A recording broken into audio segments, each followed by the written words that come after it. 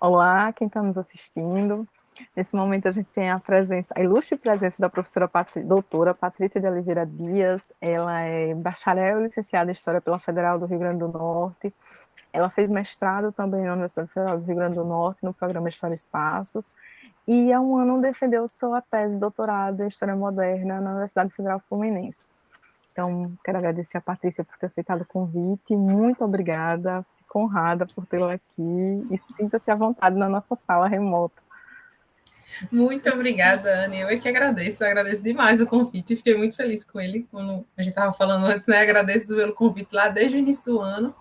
E falar sobre pesquisa é interessante. Sempre a gente acaba lançando um novo olhar sobre o que a gente fez e tenta estimular cada vez mais que as pessoas conheçam um pouquinho a nossa história e também um pouquinho de pesquisa, né? Vai que gosta, vai que vai pesquisando.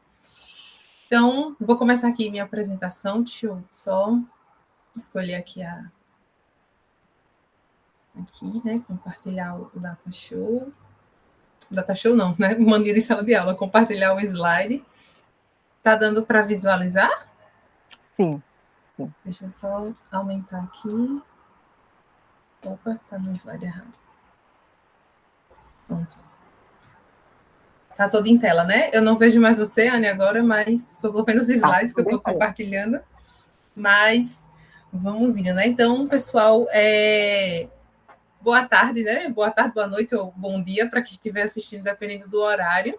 Quando o Anne falou para mim sobre esse convite, fiquei pensando muito, principalmente essas últimas semanas, eu fiquei pensando muito no que trazer para vocês. E a ideia era trazer as minhas últimas pesquisas. Então, eu vou centrar um pouco na minha tese de doutorado, mas eu também vou falar um pouco do meu caminho de pesquisa, como foi que eu cheguei até essa tese, né? Porque a tese veio depois de várias reflexões que eu fiz no mestrado e antes disso na minha monografia, quando eu terminei a minha graduação.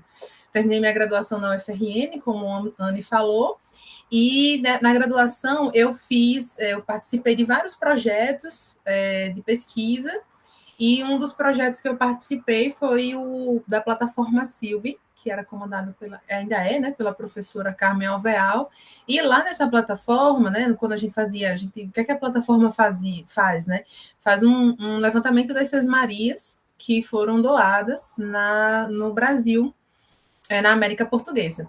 E o que são essas sesmarias, né? São lotes de terra que são doados a solicitantes. E esses solicitantes pedem esses lotes de terra ao rei, e o rei, então, por meio de uma autoridade régia aqui na América Portuguesa, doava, então, esse pedaço de terra para essas pessoas. E aí nós inseríamos no banco de dados essas informações dessas cartas de sesmarias. No Rio Grande do Norte, por exemplo, nós temos muitas delas. Não estão as originais preservadas, mas o Instituto Histórico Geográfico, no início do século XIX, eles tiveram todo um trabalho de fazer a compilação dessas cartas em livros. Então, esses livros acabaram sobrevivendo ao longo desses anos todos e chegou até nós. Nós, então, fomos inserindo essas informações na plataforma. E aí, no meio disso, eu fui descobrindo um desembargador chamado Cristóvão Soares Reimão, que fazia a demarcação dessas terras. Ele era responsável por fazer essas demarcações. Essas demarcações deveriam ser feitas depois de um ano que as terras foram doadas, mas muitas vezes esse prazo não era cumprido e acabava acontecendo que demorava mais do que o normal para acontecer a demarcação. Quando ele vai na demarcação de terras, ele descobre alguns erros e digamos que algumas estratégias desses sesmeiros para poder conseguir mais terras ou para poder se manter numa determinada área como poceiros, ou seja, sem o título de sesmarias. Então, eu fui estudando os pormenores da atuação desse Cristóvão Soares Reimão na Paraíba, no Rio Grande e no Ceará. A partir daí, então, eu fui estudando principalmente a região que fica próximo ali ao Ceará, que é a região que aqui eu estou colocando no meu título, do Piranhas-Açu ao Jaguaribe. Essa região, que depois eu vou mostrar um mapa para vocês, vem falando sobre uma região que tem um grupo de sesmeiros que vão começar a solicitar sesmarias naquela região.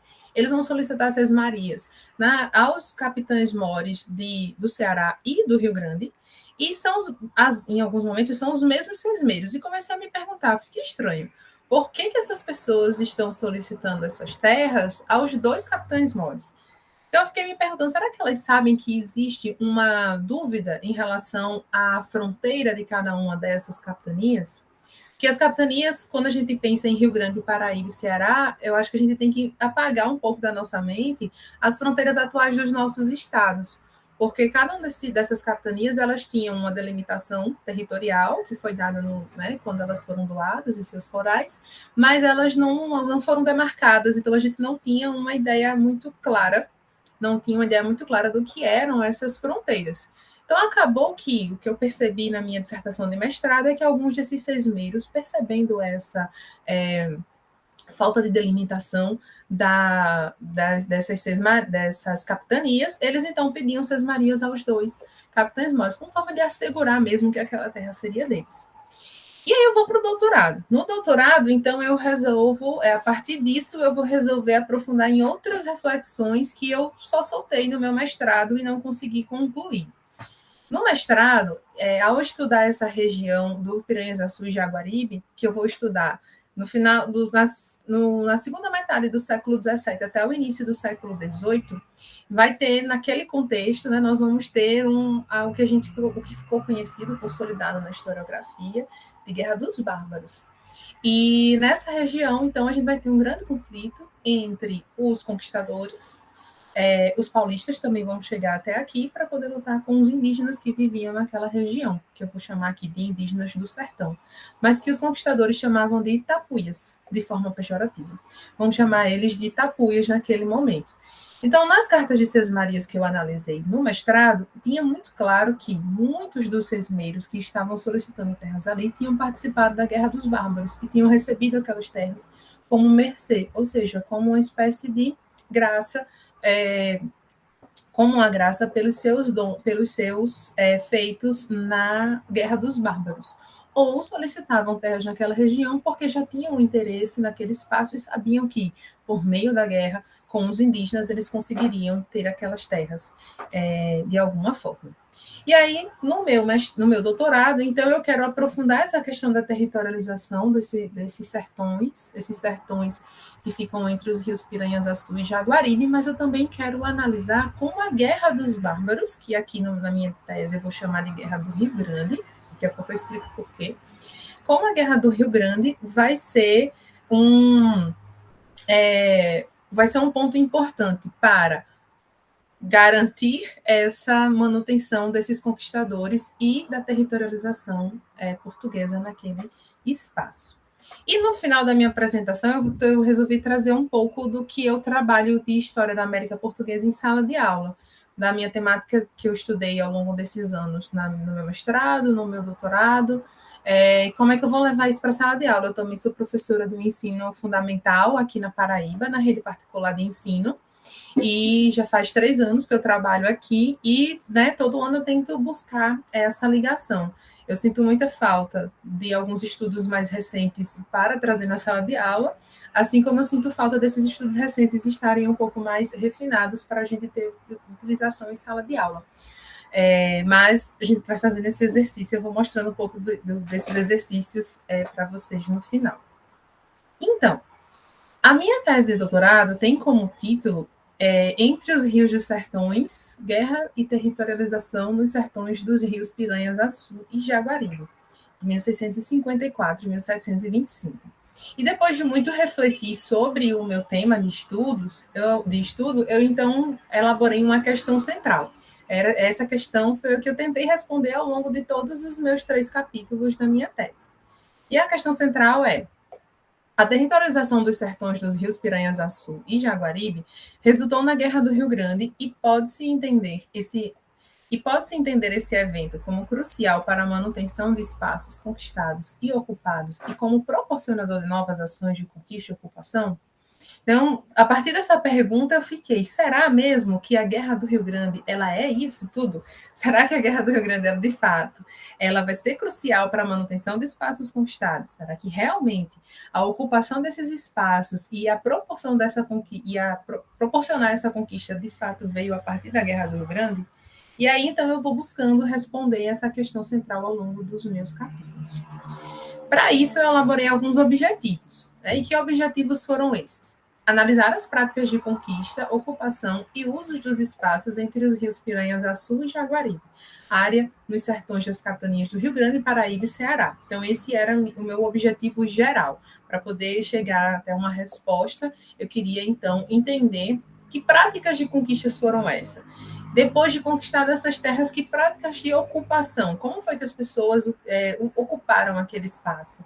E que usos? Né? Era para gado? Era para curral? Era para curral de peixe, que a gente vai ver muito presente? Era para poder conseguir extração de sal, que também é muito presente naquela região, principalmente na região mais para o Mossoró?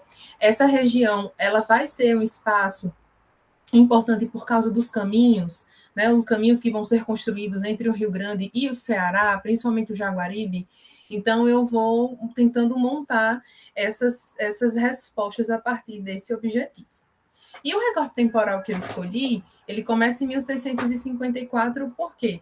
Porque é nesse ano que nós vamos ter a saída dos holandeses, e nesse momento a gente vai ter o restabelecimento das estruturas administrativas, jurídicas e fiscais portuguesas, e incentivos à ocupação de áreas consideradas vazias. Como os holandeses ficaram aqui por volta de 20 anos, então uma das preocupações da coroa portuguesa era evitar que outros estrangeiros, ou até mesmo os holandeses, voltassem para a América Portuguesa e tentassem, de novo, ocupar esses espaços. Então, a ideia era incentivar mesmo a ida de várias pessoas aos sertões, para ocupar esses sertões e evitar a entrada de outros estrangeiros. E havia também uma preocupação. Os holandeses se aproximaram de alguns grupos indígenas. Então, será que esses indígenas podem se levantar contra os portugueses em nome dos holandeses, né, para poder defender a permanência deles aqui? Então, existiam várias dessas narrativas que corriam na colônia na época e era uma preocupação existente nas autoridades do momento. E o meu estudo eu finalizo em 1725, por quê? Que é o ano em que a guerra foi finalizada e estariam estabelecidas outras diretrizes fronteiriças, constituindo novas jurisdições entre essas três capitanias.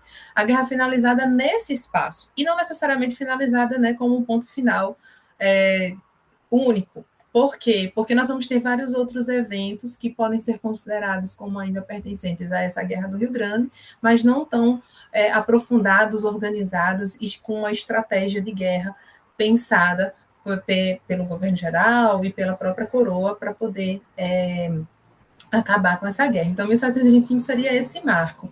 Nós vamos ter a Câmara da Cidade do Natal, que vai finalizar, vai oficializar o fim da guerra em 1722. Nós vamos ainda ter alguns confrontos no sertão até 1725, e aí depois disso a gente não tem mais registros de confrontos que são referenciados como Guerra dos Bárbaros ou Guerra do Rio Grande. Por isso, tanto eu coloco 1725.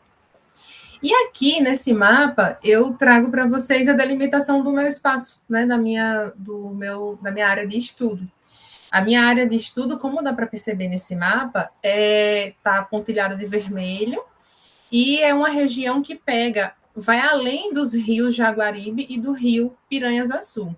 E por que vai além disso? Deixa eu ver se eu consigo aqui só com um laser apontar para vocês. Né? Então, aqui no Jaguaribe, eu tenho uma região com seus afluentes, principalmente o Banabuiú, que vai ser um dos mais ocupados, e o Rio Salgado, vai ficar aqui bem próximo também do Rio Apodi-Mossoró, que vai começar a aparecer nesse momento na documentação. Antes ele não era citado, depois ele começa a ser citado nesse momento, e o Rio Açu, Piranhas-Açu, que vem pegando os atuais estados do Rio Grande e o estado da Paraíba. Essa delimitação mais ampla é porque uma das denominações dadas aos sesmeiros é que eram terras na ribeira desses rios. E a ribeira não é a beira do rio mesmo. A ribeira é um espaço bem mais amplo de território que vai bem além da beira do rio mesmo. Então, por isso que eu coloco esse espaço aqui como o meu espaço de estudo. Para a gente embasar esse estudo, né, eu preciso, então, de um quadro teórico. E o quadro teórico que eu escolhi foi espaço, fronteira e território. Né? Nisso, eu vou delimitar algumas coisas. Eu vou utilizar principalmente o Antônio Carlos Robert de Moraes, que é um geógrafo que tem vários estudos, principalmente a sua tese, vai tratar sobre a ocupação e o que ele vai chamar de territorialização do Brasil colonial. E ele vai dividir isso em vários pontos. Primeiro, os fundos territoriais, que seriam aqueles espaços que estão para serem colonizados. As áreas de trânsito, que são espaços onde nós vamos ter, são espaços onde nós vamos ter pequenas povoações, mas que são povoações que não são ainda perenes. Essas povoações, elas ainda são muito de temporadas de acordo com as necessidades de quem está indo para os fundos territoriais. Então, a ideia de área de trânsito é uma área ainda muito em movimento mesmo.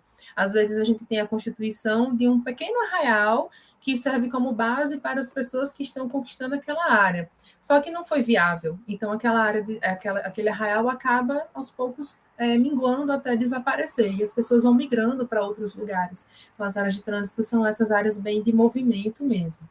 As zonas de difusão, elas já são mais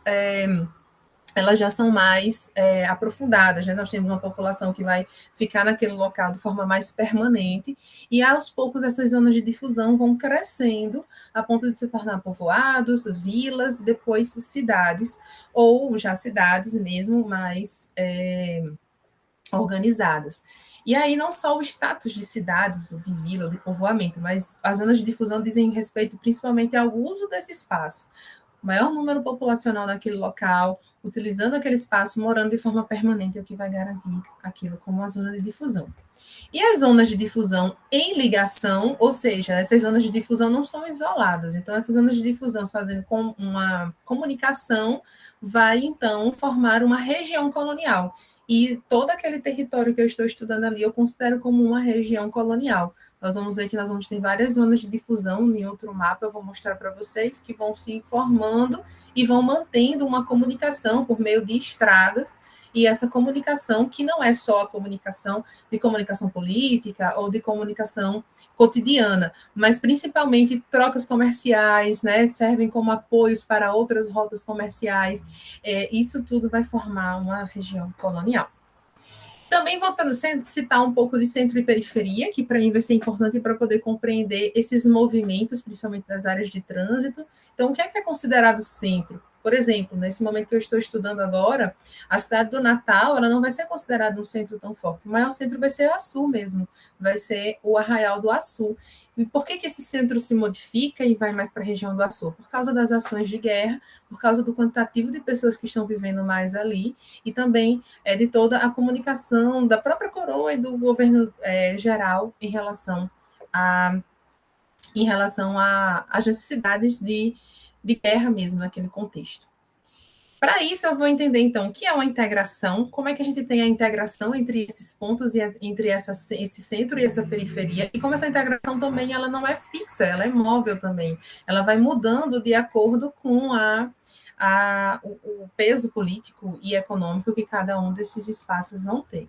O sistema central de valores, que e esses aqui são conceitos principalmente do Eduardo Schills, no seu livro Centro e Periferia. E o sistema central de valores é como um determinado grupo consegue controlar aquele espaço por meio das suas instituições, principalmente. E essas instituições são responsáveis por espalhar o seu sistema central de valores. E aí, no caso, nós vamos ter a coroa portuguesa tentando controlar esse espaço do sertão aqui do Rio Grande, do Ceará e da Paraíba, e como é que ela vai conseguir controlar isso? Principalmente espalhando o seu sistema central de valores. Por meio de quem? Dos seus súditos e por meio das suas instituições.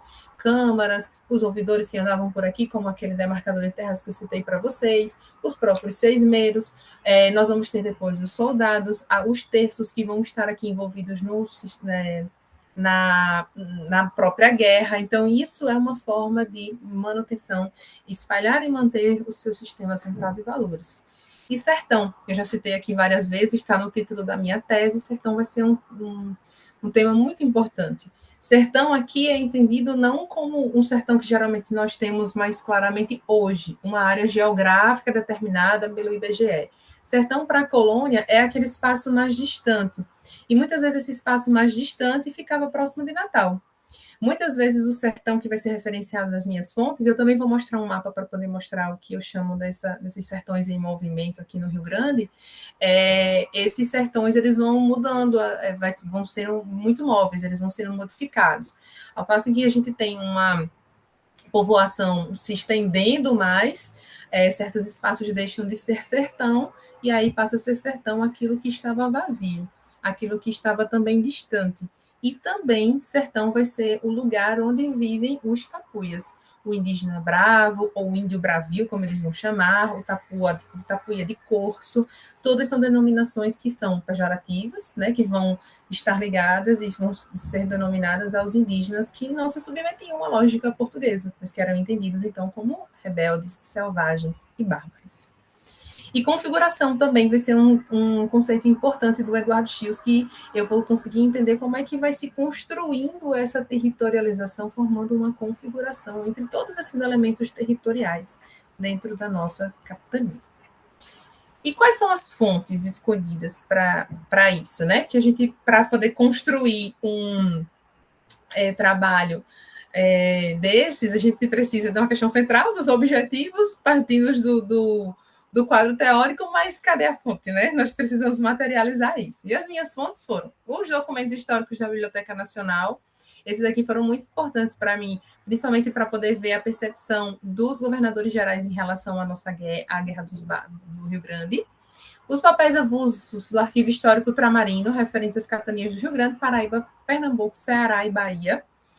Coleção Conde dos Arcos, é uma coleção que me traz também informações sobre esse período da guerra. Revista do Instituto Histórico Brasileiro do Ceará, do Rio Grande do Norte e de Pernambuco. São revistas, as de Pernambuco e as do Rio Grande do Norte a gente não encontra tanto online, eu tenho algumas que foram fotografadas, mas as do Ceará estão online e as do Instituto Histórico Brasileiro também, assim como os documentos históricos e os papéis avulsos.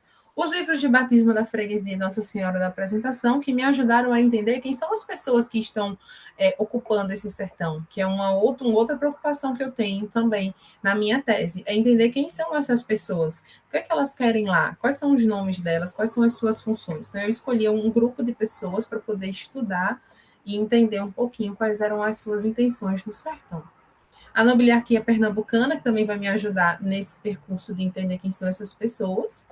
E as Sesmarias, que estão espalhadas em vários fundos, né? Além da própria plataforma Silvio, a plataforma Silvio, nós temos lá as fichas dessas Sesmarias, ou seja, é uma versão resumida das Sesmarias, num banco de dados.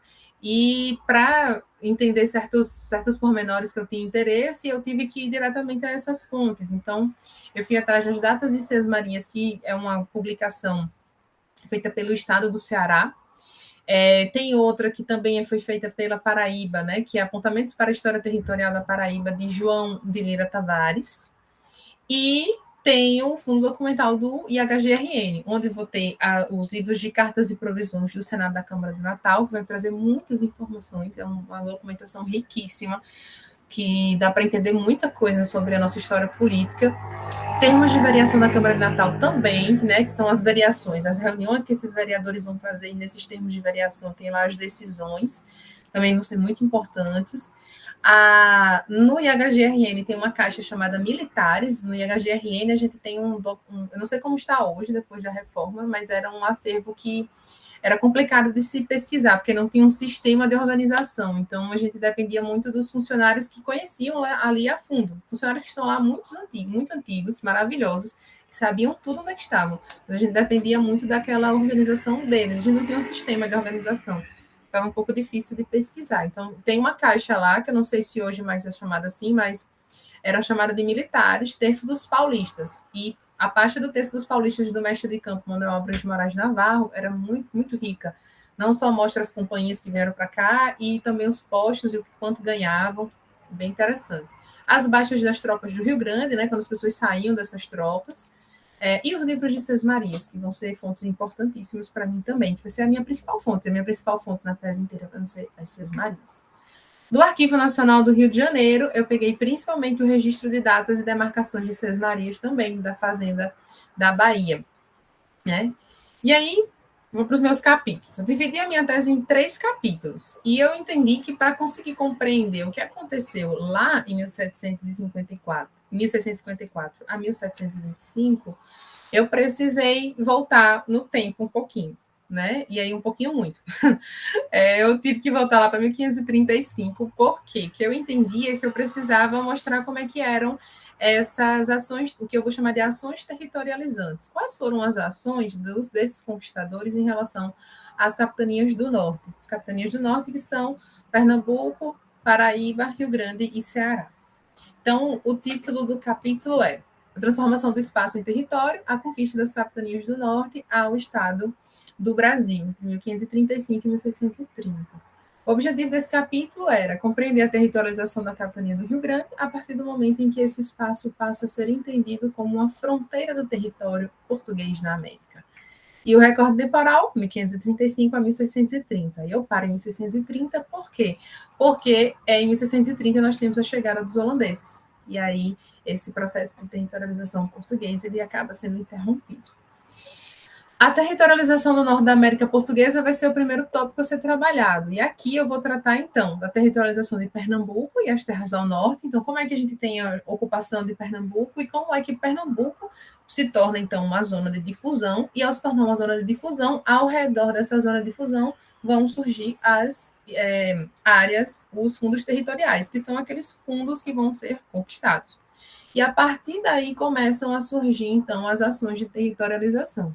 A gente vai ter a capitania de Itamaracá e vamos ter a capitania do Rio Grande. Vamos ter tentativas de ocupação desses espaços. A capitania do Rio Grande era conhecida como a Terra dos Potiguaras, né, por causa desse grupo de indígenas que vivia e que teve contato com alguns dos primeiros conquistadores. Eu boto esse subtópico como do espaço da Terra dos Potiguaras. Espaço por quê? Porque esse espaço para os portugueses era considerado vazio, não tinha ninguém. E vai se tornar apenas território quando vai ser apropriado, ocupado e pensado como algo que pertence mesmo à coroa portuguesa e passa a ser chamado de Rio Grande.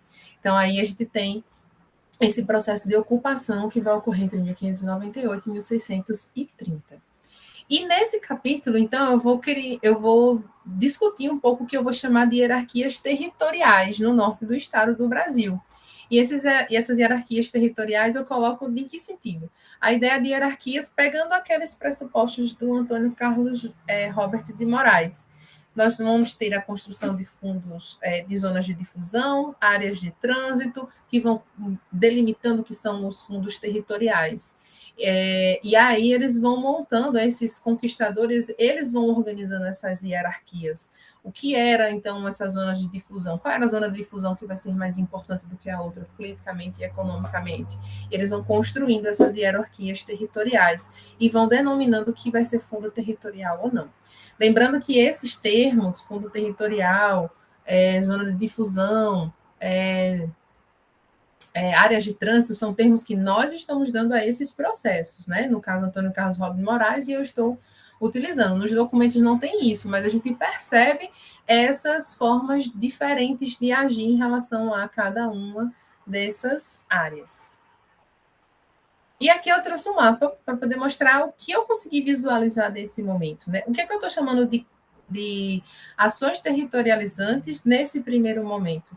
E quando eu digo que sai da terra dos potiguaras e passa para a terra do Rio Grande, né, território do Rio Grande. Essa região em rosa, né, que está meio rosado no mapa, é a região que eu consegui entender que foi doada em forma de sesmaria para alguns sesmeiros, e esses sesmeiros deveriam ocupar esse território, algo que não aconteceu. Né? A gente não vai ter uma ocupação muito próxima nesse contexto. Aí eu vou para o capítulo 2. No capítulo 2, então, a gente tem esse salto de 1630 para 1654 por causa dos holandeses. E como o meu objetivo não era entender como é que os holandeses construíram a sua ideia de território aqui no Brasil, eu fiz uma passagem rápida, né, sobre o que aconteceu durante esses 20 anos e já cheguei, então, em 1654 para compreender como a coroa portuguesa vai tentar denominar, ocupar esse espaço, reocupar esse espaço de novo. O objetivo dele, analisar o processo de territorialização nos sertões que rodeavam os rios Piranhas-Açu e Jaguaribe, compreendendo como ocorreu o espalhamento dos luso-brasílicos pelo espaço, a percepção dos agentes da conquista sobre esse espaço e as atividades desenvolvidas nesse território. E aqui eu vou me deter ainda mais as cartas de Sesmarias, porque a minha ideia agora já é focar cada vez mais nessa área de sertões, entre Rio Piranhaçu e Jaguaribe. Então, eu vou passar rapidamente pelo litoral, entender como é que foram essas doações, mas eu vou focar mais nas doações de Sesmarias nessas áreas.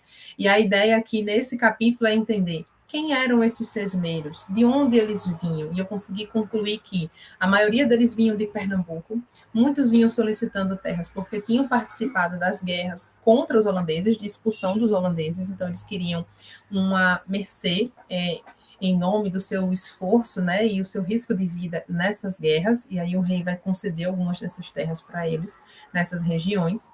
Qual era a economia que eles vão colocar em prática? E aí a gente tem o gado, vai ser o gado, majoritariamente.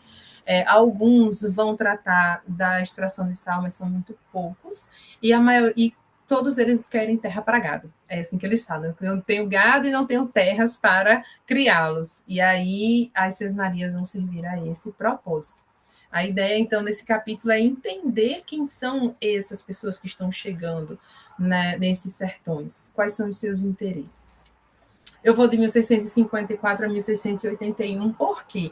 654 a gente já sabe, eu já falei que era por causa dos holandeses, que já foram.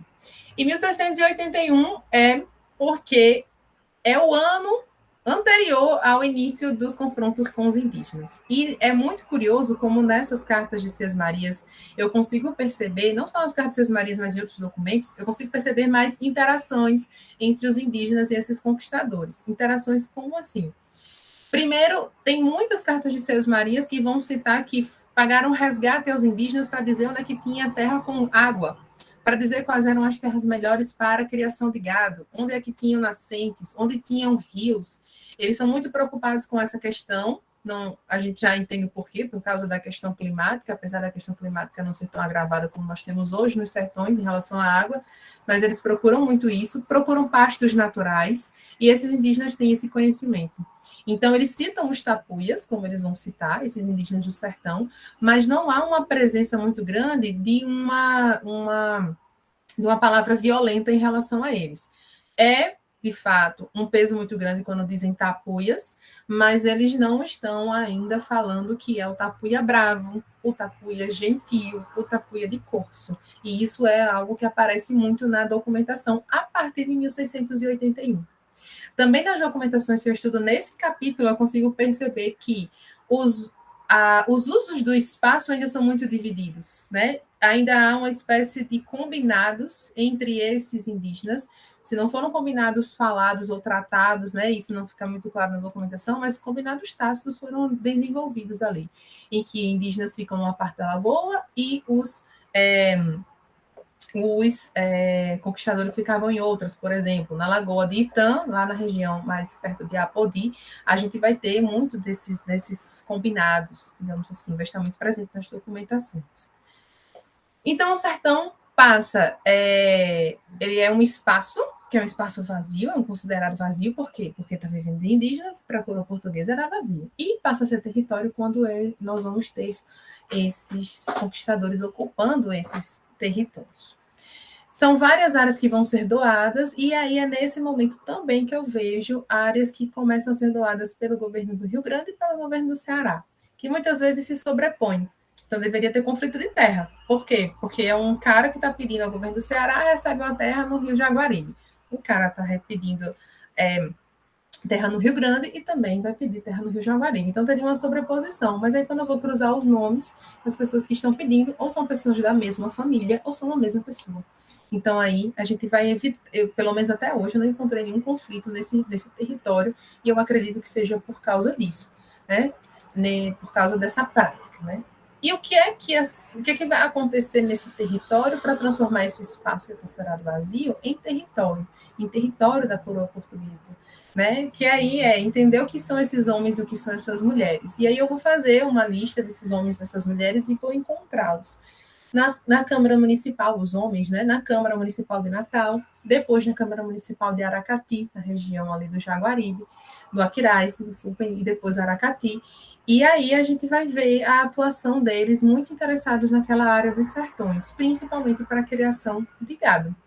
Então, eles vão querer ocupar essas terras para essa criação de gado. E aí chega um momento que os indígenas começam a deixar de ser os indígenas que sabem daquele território, que é um conhecimento necessário para quem está ali, que não conhece aquele espaço, que precisa de um espaço que tenha água, principalmente, é uma das principais buscas dele, né, preocupações deles, desses seis-meiros. E quando então eles se apropriam do conhecimento territorial daquela área, os indígenas passam a ser um grande problema. Né? Eles começam a ocupar cada vez mais os territórios indígenas, e esses indígenas vão ser vistos pela coroa como um problema, porque, claro, os indígenas vão começar a resistir à invasão desses conquistadores aos seus espaços. Aqui eu trouxe, então, um mapa que vai mostrar um pouco desse caminho, digamos assim. Né? E aqui eu vou mostrar uma sequência de 2 mapas. Nesse mapa a gente tem aqui as terras que foram doadas no Rio Grande, e em relação àquele primeiro que eu mostrei a vocês, tem um avanço, já chega aqui nessa região do Açu. E aqui algumas cartas de Três Marias até citam os marcos de delimitação da capitania do Rio Grande, que ficavam aqui na região da Praia do Marco, que fica ali do que seria mais ou menos aquela região de Guamaré, naquela região ali onde a gente tem a desembocadura do rio Açu, Macau, aquela região ali que seria mais ou menos a Praia do Marco, que seriam os marcos de delimitação da capitania. Mas aí essas cartas marias vão avançando e entrando no que seria o território do Ceará, que seria aqui depois do rio Açu. E aqui, nesse segundo mapa, eu mostro para vocês essas marias doadas pelo governo do Ceará. E ela também vai avançando, essa mancha vai avançando, né? E dá para a gente ver que tem uma sobreposição. Quando a gente olha o Rio Açu, a gente vê que está passando do Rio Açu. Assim como no mapa anterior, né? Deixa eu voltar aqui para vocês verem que também do Rio Grande para o Ceará, nós temos um avanço em relação ao Rio Açu. Que aí, depois de algumas conversas com alguns colegas meus, até falaram, o interessante, Patrícia, não é pensar as pessoas saindo de Fortaleza, de Natal e indo para o Açu, mas sim pensar que as pessoas estavam no Açu e elas começam a irradiar para o litoral. Né? E faz muito mais sentido, de fato, isso. Faz muito mais sentido isso acontecer nesse contexto. E chega, então, no capítulo 3, o último capítulo da tese, que é um capítulo que eu gosto muito, que vai falar sobre essa disputa pela terra. E quais são os meus objetivos nesse capítulo? Né? A gente, como eu falei para vocês, os sesmeiros estão se apropriando desse território do sertão, começam então os embates. O objetivo principal é analisar como a ocupação dos sertões entre os rios Piranhas, Açu e Jaguaribe, entre os anos 1681 e 1725, representou uma continuidade das estratégias discursivas de justificação das práticas de conquista, que resultaram na Guerra do Rio Grande, evento considerado como resultante, promotor e mantenedor da territorialização desses sertões.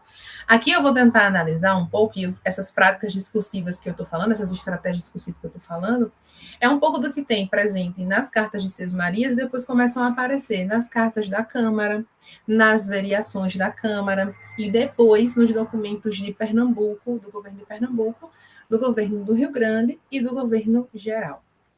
Cada vez mais que os sesmeiros eles vão adentrando ao sertão, e até os poceiros mesmo vão ocupando mais esse território, começam a chegar mais notícias de que existem no sertão tapuias bravios, ou indígenas bárbaros, e esses indígenas bárbaros cometem atrocidades com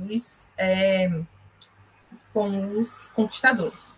Essa é uma narrativa que está presente muito nesses documentos a partir de 1681. É muito visível essa mudança, né? Ela vai mudando sutilmente, de fato, mas é bem clara quando ela começa a ser bem comum. Então, aqueles indígenas que antes eram pagos para poder encontrar terras, ou então várias vezes são citados, né, que encontrei terras por causa desses indígenas que relataram que existia água naquele espaço, agora esses indígenas vão ser vistos de outra forma. E vai sendo construídas essas estratégias discursivas para justificar práticas de violência contra esses indígenas. A gente já tem a ideia da guerra justa funcionando, então vai ficar muito claro que, para poder você conseguir esse dispositivo da guerra justa ser válido, você precisava dessa justificativa. E essa justificativa vai sendo construída não só por quem está no poder, mas quem está no poder, mas quem também tem uma vida cotidiana ali que dá para a gente enxergar um pouco nas cartas de Sesmarias.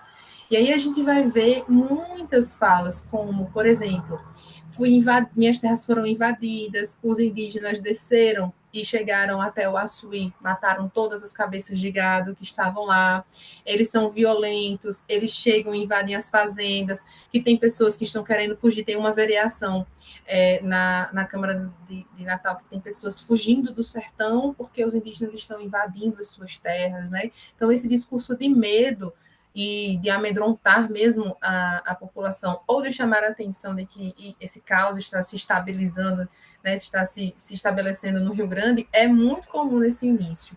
E é muito claro que é para justificar uma ação mais violenta contra esses indígenas.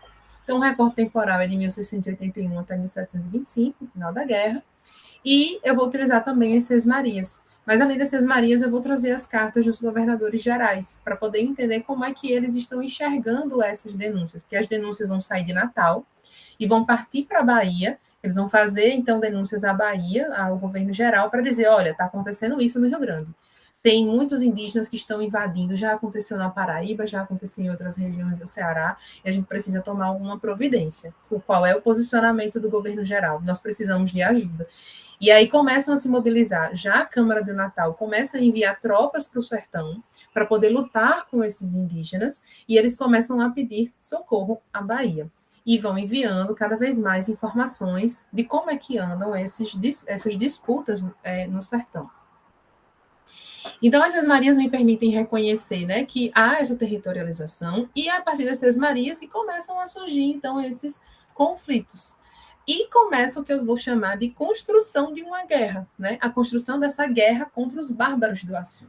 E vai haver uma generalização do que é o Açu. A região do Açu não vai ser só o que é a ribeira do Açu, mas começa a se generalizar aí um espaço que vai até o Jaguaribe. Então, é um espaço de quase 300 quilômetros que vai ser ali generalizado. E aos poucos é que a gente vai vendo na documentação surgindo as nomenclaturas que vão delimitar mais esses espaços, como, por exemplo, a Pudim-Mossoró, a região que fica naquele espaço, a Serra dos Dormentes, que vai ser aquele ali onde é Martins, onde a gente vai ter o que seria hoje Pau dos Ferros, o que seria hoje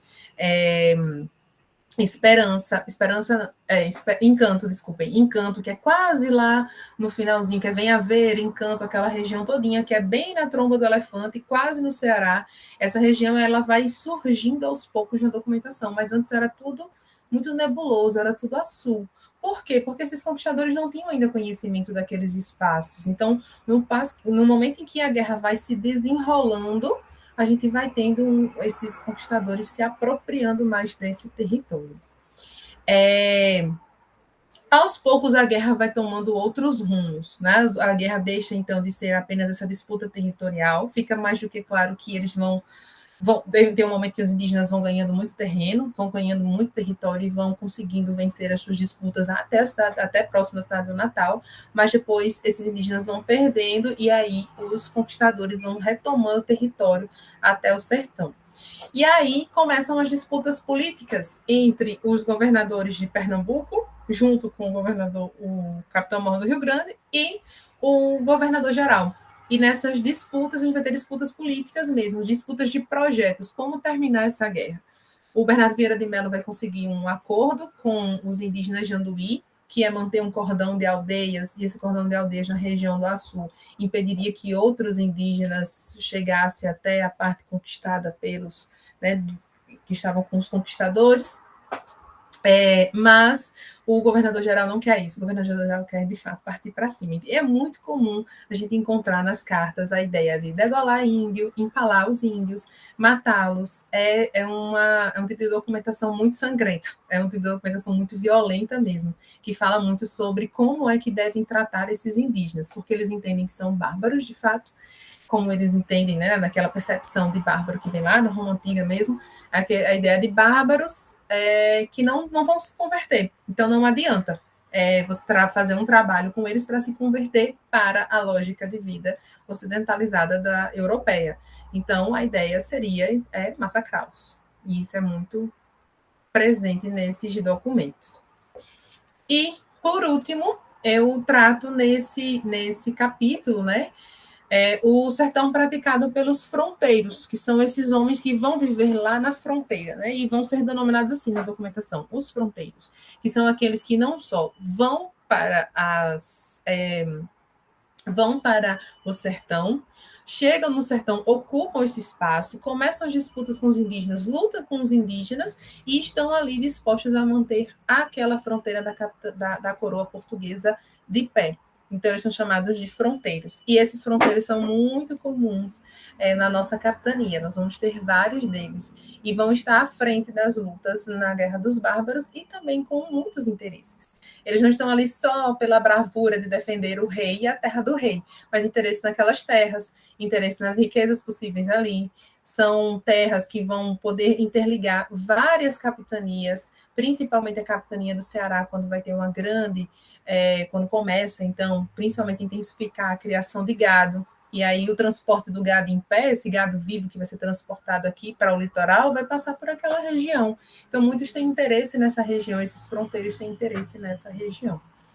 Então, aqui eu trago para vocês um mapa, né, que eu consegui pensar nesse mapa de como é que essa guerra ela foi criada, pensada, né? Na verdade, ela vai surgir do processo de territorialização quando a gente olha aqui esses pontinhos todos, que nós temos aqui nas legendas. Deixa eu voltar aqui para vocês. Primeiro, os rosas, nós temos vários aldeamentos. Os aldeamentos eles vão surgir como uma ideia, né? Dá para a gente perceber aqui, ó, o primeiro deles de 1679, e aí, quando a gente vai acompanhando as datas, são exatamente as datas da guerra. Então, nós temos muitos aldeamentos que tentam controlar essa população indígena no litoral, né? Muitos deles vão ser transportados para essa região, a professora Fátima trabalha muito bem com isso, inclusive. E aí, depois começam a surgir os aldeamentos aqui no sertão, para tentar controlar essa população de indígenas aqui, aprisionados pós muitos conflitos ou depois de vários acordos feitos, esses indígenas vão para esses aldeamentos. Então, esses aldeamentos eles são importantes para poder ter o controle dessa população em relação à guerra, mas também ter o controle da mão de obra deles, que vai ser também muito utilizada nesse contexto. Outro ponto que eu quero chamar a atenção são esses verbinhos, os arraiais. Os arraiais eles eram construídos de acordo com esse movimento de guerra. Era uma base militar importante e era uma base também de moradia importante e de segurança para os moradores de uma região. Aqui a gente vai ter o arraial do Açu, e nós vamos ter mais outros dois que ficam hoje no atual Ceará e mais outros dois na região da Paraíba. Eles são importantes porque eram espaços de aquartelamento também das tropas. Então, mostra como essa guerra foi permitindo o surgimento dessas zonas de difusão. Não são mais áreas de trânsito, são espaços de zonas de difusão. E a partir daí, hoje nós temos, inclusive, novos municípios que vão surgir a partir desses aglomerados, já desse período. Os marronzinhos também quero chamar muito a atenção, que são as casas fortes. E as casas fortes, elas foram construídas, e dá para a gente perceber que aqui no litoral tem várias, porque nós tínhamos uma população um pouco maior nesse contexto. E muitos voltaram para o litoral para poder ficar em áreas que tinham pessoas mais enriquecidas ou pessoas que tinham mais condições de montar e aí fazer um arraial. Uma casa forte. Que uma casa forte, às vezes, era uma paliçada, às vezes era só uma trincheira construída para poder impedir a chegada de alguém, era só uma forma de fortificação que, às vezes, não era uma fortificação tão bem estruturada. Aqui, por exemplo, em Caicó, a gente vai ter a Casa Forte do Coó, né, que vai ser um espaço que vai surgir nesse momento. E aí depois a gente tem, né, o Presídio do Açu, principalmente, que vai ser construído em 1695, e vai ser considerado um ponto muito importante para a negociação com os indígenas. Os homens fronteiros vão estar muito presentes aqui, mas também para a consolidação e um ponto que vai garantir a permanência desses conquistadores depois de algumas conquistas. Então, esse mapa eu gosto de mostrar porque é um mapa que vai mostrar como essa territorialização foi caminhando e como a guerra proporcionou essa territorialização. Então, ela surgiu da territorialização por causa dos embates entre esses indígenas e os conquistadores, mas uma vez que esses conquistadores estavam lá, eles vão mantendo essa guerra e a guerra vai garantir a manutenção e a permanência de conquistadores naquele contexto. Finaliza a guerra, então a gente vai ter uma consolidação dessa conquista. E por que consolidação? Porque muitos daqueles que lutaram, né, a gente vai ter um levantamento dos 6 milhos, dessa região do Apodi, principalmente, muitos dos que lutaram na Guerra dos Bárbaros conseguiram sesmarias nesse território e desenvolveram ali as suas atividades voltadas para o gado. Então, acabo concluindo desse jeito. Então, para mim, né, chegando na consideração final, acho que eu falei demais. Mas vamos lá.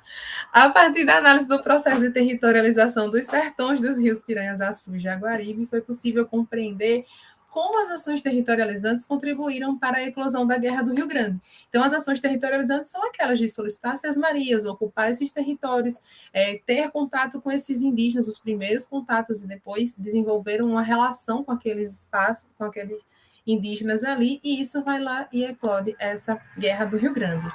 Mas a Guerra do Rio Grande, uma vez estourada, ela também foi gestada para assegurar a conquista desse espaço e consolidar sua condição de território. Ou seja, a manutenção da Guerra do Rio Grande era para dizer assim, esse território é da coroa portuguesa. E por meio dessa guerra a gente vai conseguir assegurar isso. Não só aprisionando, expulsando, matando esses indígenas, mas também porque dessa forma, quem estava envolvido com a guerra conseguiria várias mercês, como a própria terra. Conseguir a sesmaria como mercê naquele território. Muitas vezes era difícil você conseguir a documentação para pedir o valor para conseguir a documentação da solicitação dessas terras. Então, você conseguir como mercê era mais vantajoso e você garantiria, então, o patrimônio para a sua família. E uma coisa que eu venho trabalhando nessa tese é a ideia de Rio Grande. Eu vou voltar aqui o mapa só para a gente entender. Esse território todo falado aqui na documentação, ele não vai ser citado especificamente como Ceará, Paraíba ou Rio Grande do Norte. Ele vai falar muitas vezes de Guerra do Rio Grande. Vai aparecer muito Guerra do Açu, é uma denominação escolhida por Pontone, só que ao analisar a documentação, eu achei que a Guerra do Rio Grande ela é um pouco mais ampla. Apesar de, quando a gente escuta a Guerra do Rio Grande, a gente sempre pensar no Rio Grande do Norte apenas, mas fica cada vez mais claro quando eu olho a documentação que essa área toda aqui ela é denominada como Rio Grande.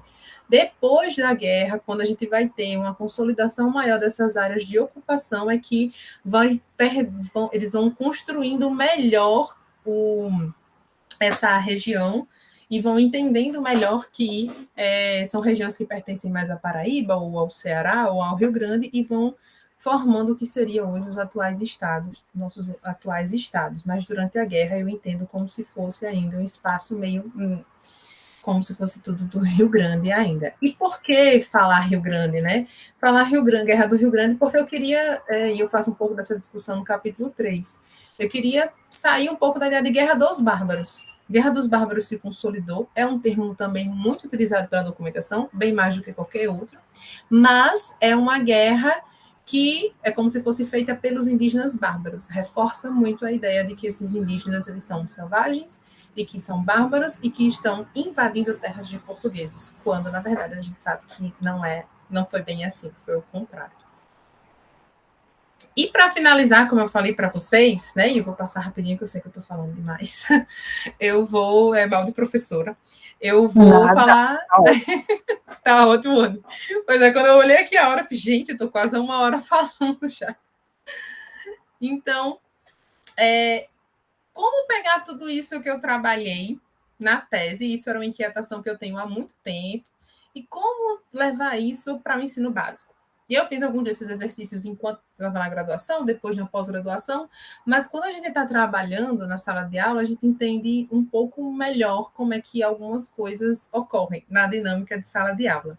E na correria do dia a dia, às vezes a gente não consegue inserir certos materiais né, novos, que saíram fresquinho aí, saíram do forno das nossas pós-graduações, por causa de questões de tempo, de cronograma, ter que colocar o conteúdo para andar e nem sempre dá. Então, eu fui buscando algumas alternativas, principalmente com atividades com os alunos.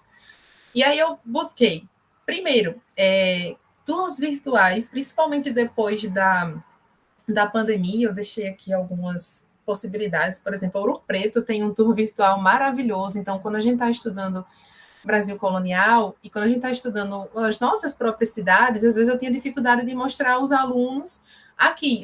Hoje eu moro em João Pessoa, eu trabalho em João Pessoa, e aqui nós temos, e eu trato disso na minha tese, como é que João Pessoa vai surgir como cidade, eu falo um pouco sobre isso, e eu tinha dificuldade de passar para eles um pouco disso. E apesar de ser Ouro Preto, mas manter características de uma cidade colonial, e eu conseguia mostrar para eles por esse meio do tour virtual. O tour virtual nem sempre é possível, precisa ter uma boa conexão com a internet, mas é um exercício interessante, inclusive de pedir para que eles encontrem alguns pontos característicos das cidades coloniais. E aí eles teriam que passear pela cidade e depois escrever e mandar esses pontos que eles encontravam. Então, são formas interessantes de levar. A gente cita um pouco, às vezes não compromete a nossa correria do dia a dia com o nosso cronograma, mas pelo menos a gente está trazendo algo novo.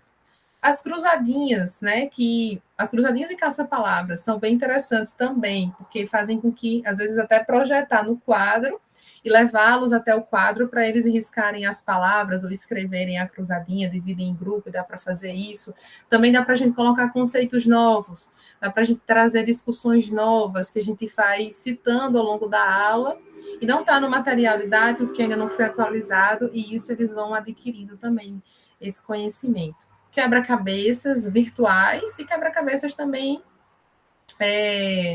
quebra-cabeças também atuais.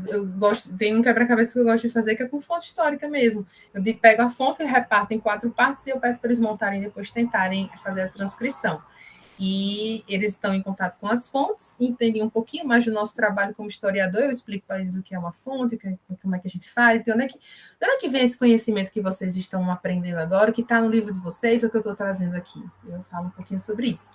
Peço para eles elaborarem um mapa mental ou uma linha do tempo. Como? Né? Aqui eu trouxe uma cruzadinha do processo de exploração da América Portuguesa. Às vezes a gente tem que usar uma nomenclatura que ainda está presente no livro didático, mas eu sempre gosto de trazer, olha, a gente já não trata mais Brasil colonial, tem Brasil colonial e tem América Portuguesa também, mas o que é isso? E aí aqui a gente está falando de capitania hereditária, Câmara Municipal, né, quilombos, então a gente está citando coisas que passam pelo Brasil colonial, que às vezes em uma aula não dá tempo de falar sobre tudo isso que eu acabei de falar aqui para vocês, por exemplo, mas tem como a gente citar, tem como a gente falar um pouco, como a gente falar, por exemplo, de Guerra Justa, que está aqui, né?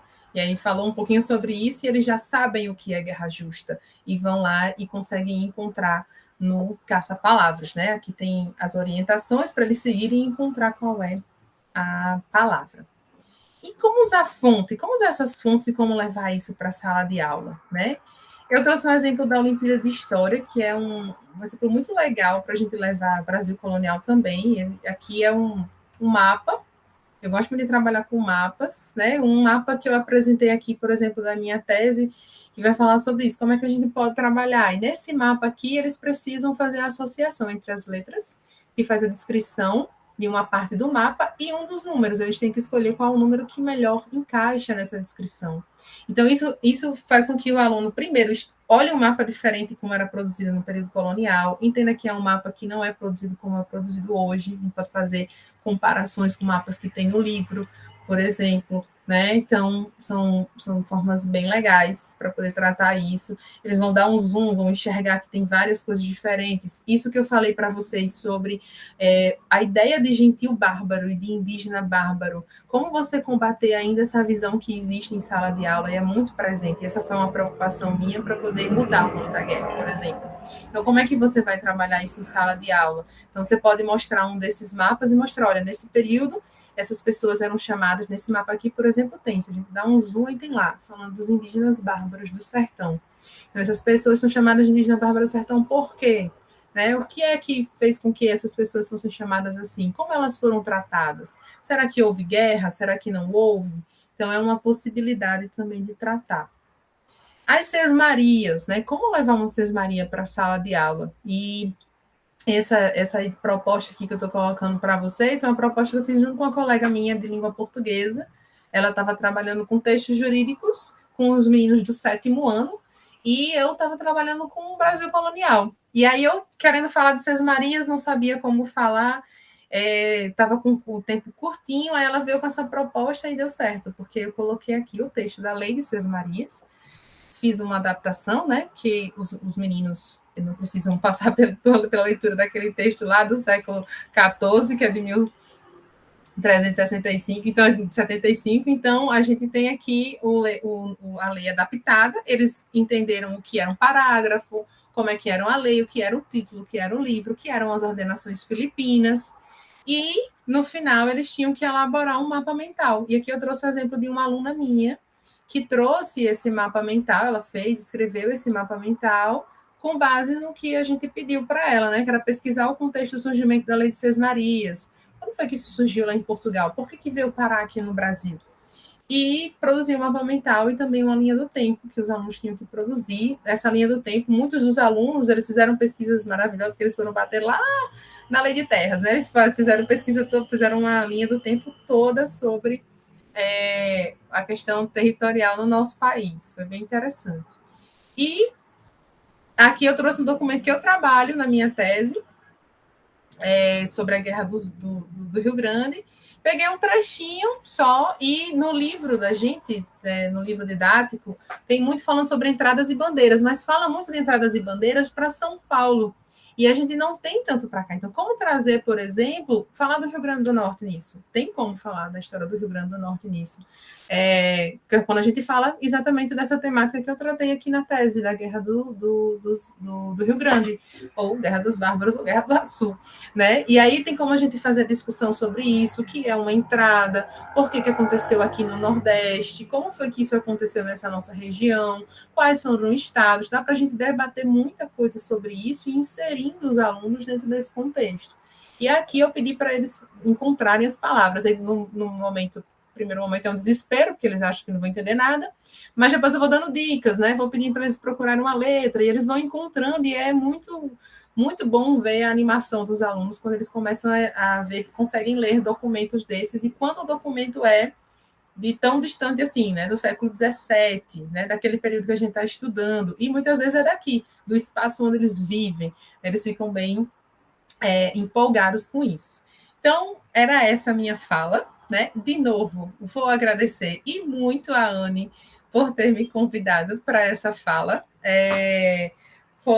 Acho que eu falei demais, mas é que a gente vai se empolgando tanto e esquece do tempo.